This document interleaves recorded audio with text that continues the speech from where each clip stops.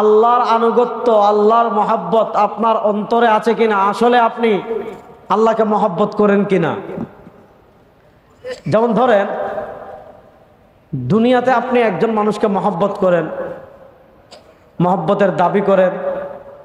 এখন সেই মহাব্বতটা প্রমাণ করার জন্য আপনি তার জন্য জীবন দিতে প্রস্তুত হয়ে যান, তার জন্য টাকা পয়সা খরচ করেন, তার জন্য রক্ত দেন, তার জন্য হাত কেটে ফেলেন, তার জন্য নিজের ঘাম জড়ানো টাকা তার জন্য উৎসর্গ করে দেন। আপনি দুহাত ভরে কামান, তার টাকার প্রয়োজন হলে আপনি সব দিয়ে দেন। এখন কথাটা বুঝেন, দুনিয়াতে সামান্য মহব্বতের জন্য আপনি মহব্বতের, এখন আপনি একজনকে বললেন আপনাকে খুবই ভালোবাসি, আপনার থেকে কাউকে আমি বেশি ভালোবাসি না, আপনার থেকে কাউকে বেশি দাম দেই না, আপনার চেয়ে বেশি আপন আমার আর কেউ না, আপনার চেয়ে বেশি প্রিয় আমার আর কেউ না। কিন্তু দেখা গেল সে বিপদে পড়ছে। ভাই এক কাজ করেন, আপনি কাকা আপনি বাইরের সাউন্ড বন্ধ করে দেন, সব বন্ধ করে দেন, ভিতরে থাকুক শুধু, পারবেন নি এটা দেন, সমস্যা নাই, ওয়াজ যারা আছে এরাই শুনবে, আমার বিপদে ফেলাইয়েন না। হ্যাঁ, ও মহিলা আছে, আচ্ছা মহিলাটা রাখেন। হ্যাঁ, এদিকে বন্ধ, ঠিক আছে। শুনেন, এখন আপনি একজনকে দুনিয়াতে বললেন যে আমি তাকে খুবই ভালোবাসি, খুবই ভালোবাসি, সে বিপদে আপনি তার পাশেও দাঁড়ালেন না, আপনার সামনে একজন তারে পিটাচ্ছে, আপনি তার হাতও ধরলেন না, আপনার সামনে একজনে তার ক্ষতি করছে, আপনি তাকে বাঁচানোর চেষ্টা করলেন না, আপনার সামনে একজনে তার বিরুদ্ধে ষড়যন্ত্র করছে, আপনি তাকে জানালেন না, তাকে বাঁচানোর চেষ্টাও করলেন না। এটার নাম কি ভালোবাসা? না। দুনিয়াতে আপনি আল্লাহর ভালোবাসা আপনার হৃদয়ে আছে কিনা, দুনিয়াতে আপনি আল্লাহকে ভালোবাসেন কিনা, এটা বুঝবেন কেমনে, অনুধাবন করবেন কেমনে? আল্লাহ তাআলা কোরআনে বলছেন, ইন কুনতুম তুহিব্বুনাল্লাহ, যদি তোমরা আল্লাহকে মহব্বতের কথা বলো, যদি তোমরা আল্লাহকে ভালোবাসার কথা বলো, তাহলে আল্লাহর মহব্বত ভালোবাসার প্রকাশ করবা কেমনে? আল্লাহ বলেন ফাত্তাবিউনি, আল্লাহর মহব্বত, আল্লাহর ভালোবাসা প্রকাশ করার পথ হলো ফাত্তাবিউনি। জীবনের সব ক্ষেত্রে নবী করিম সাল্লাল্লাহু আলাইহি ওয়াসাল্লামের আনুগত্য করো। যদি আপনার জীবনে নবী করিম সাল্লাল্লাহু আলাইহি ওয়াসাল্লামের আনুগত্য পাওয়া যায়, তাহলে আপনি আল্লাহকে ভালোবাসছেন। মহব্বতের প্রকাশ হয় আনুগত্যের মাধ্যমে। আপনি নবীকে ভালোবাসেন, খুবই ভালো কথা। প্রশ্ন হলো, নবী করিম সাল্লাল্লাহু আলাইহি ওয়াসাল্লামের ভালোবাসার প্রকাশ করবেন কিভাবে? উত্তর খুব সহজ। নবী করিম সাল্লাল্লাহু আলাইহি ওয়াসাল্লামের ভালোবাসার প্রকাশ ঘটবেন নবী করিমের আনুগত্যের মাধ্যমে। আপনি সাহাবা একরামকে ভালোবাসেন, খুবই ভালো কথা। সাহাবা একরামের ভালোবাসার প্রকাশ ঘটাবেন কিভাবে? সাহাবা একরামের আনুগত্যের মাধ্যমে। আজকে আমাদের সমস্যা, আমরা আল্লাহকে মহব্বতের কথা বলি, আল্লাহ বলেছেন আল্লাহকে মহব্বতের প্রকাশ ঘটাতে হলে নবীর আনুগত্য করা লাগবে। নবী করিম সাল্লাল্লাহু আলাইহি ওয়াসাল্লামের মহব্বতের প্রকাশ ঘটাতে হলে নবী করিম সাল্লাল্লাহু আলাইহি ওয়াসাল্লামের আনুগত্য লাগবে। আজকে আমরা নবীর প্রেমিক হয়ে যাই, নবীকে ভালোবাসাকারী হয়ে যাই, নবীর আশিক হয়ে যাই, নবী করিম সাল্লাল্লাহু আলাইহি ওয়াসাল্লামের ইশকের গ্যারান্টি নিয়ে নেই, নবী করিম সাল্লাল্লাহু আলাইহি ওয়াসাল্লামের মহব্বতের গ্যারান্টি নিয়ে নেই, নবী করিম সাল্লাল্লাহু আলাইহি ওয়াসাল্লামকে ভালোবাসার গ্যারান্টি নিয়ে নেই।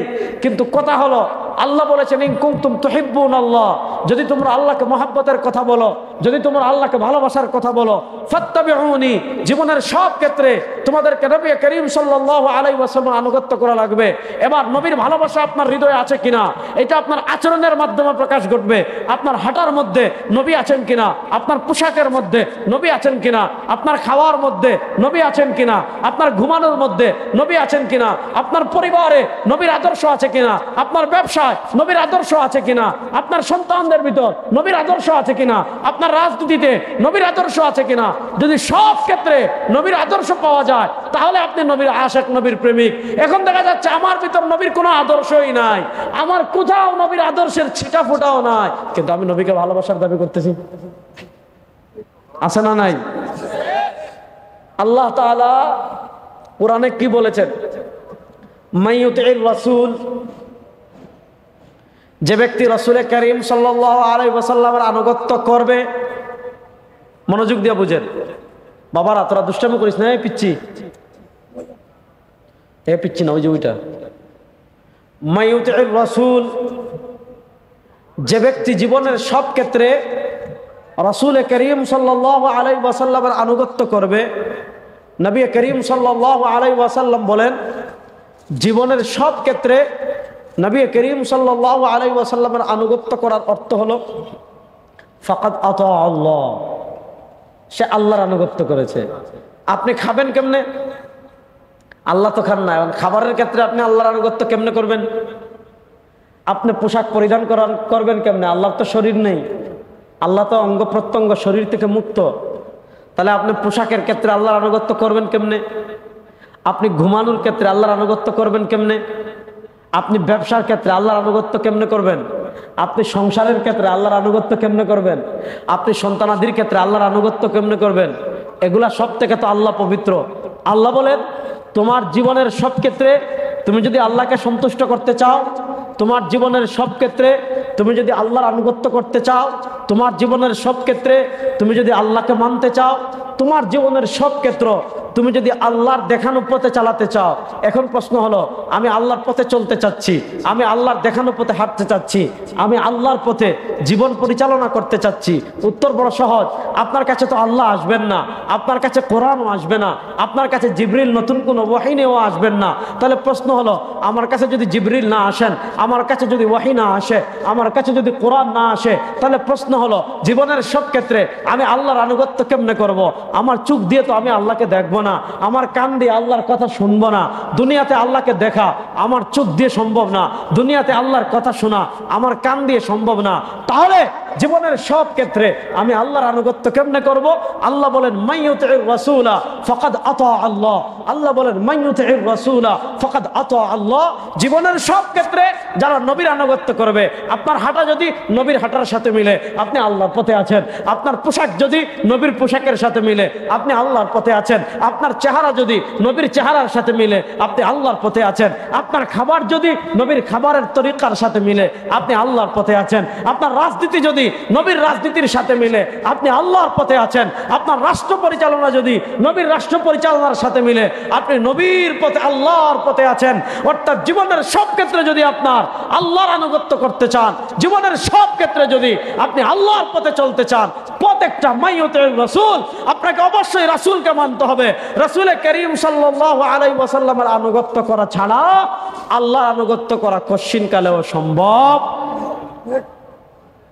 আজকে আমরা আল্লাহর সন্তুষ্টি অর্জন করতে চাই, আল্লাহকে পেতে চাই, আল্লাহর আপন হতে চাই, আল্লাহর মহব্বত লাভ করতে চাই, আল্লাহর জান্নাত লাভ করতে চাই, আল্লাহর জাহান্নাম থেকে দূরে সরতে চাই।